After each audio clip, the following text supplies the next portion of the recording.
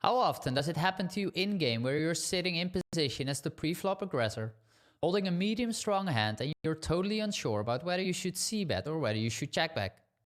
Well, in today's lesson we're going to jump specifically into this scenario, and I'm going to tell you more about how to make up your mind next time you sit in this specific spot. Welcome to a new episode of the Crushing Small Stakes PLO course.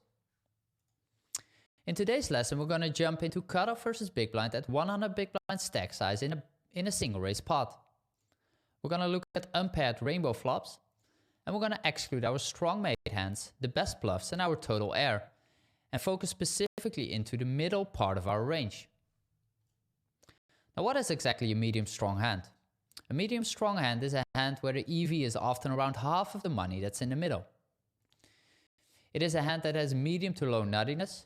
In other words, runouts aren't great for this hand, and it's unlikely that this specific hand is going to be the absolute nuts on the river. These hands also often hate to get check raised, have medium equity, and you often have this doubt in game between betting and checking. And specifically this last point is very on top in my opinion, and something that we can all relate to very well. Now, what happens if you do c-bet too many medium strong hands? First of all, this is one of the biggest mistakes many players make, that are c-betting too many medium strong hands here. Now, what happens if you do c-bet too many medium strong hands is that your check-back range becomes very weak and attackable. Imagine you are c-betting these medium strong hands and you're also already c-betting all your strong made hands. That leaves your check-back range quite unprotected and weak, and your opponent can take advantage of that by stabbing a lot of turns out of position if you do decide to check back on the flop. Secondly, your c-bet range can't apply as much pressure on turns and rivers, because the characteristics of medium strong hands aren't specifically great for double and triple barreling. And lastly, it's very problematic when you face a check raise, because you're up against this sort of polarized range very often. Your opponent is holding a lot of strong made hands, holding some good, and your medium strong hands don't do great against your opponent's value range, and you end up in this bluff catching scenario here. Now, how to make up your mind between betting and checking?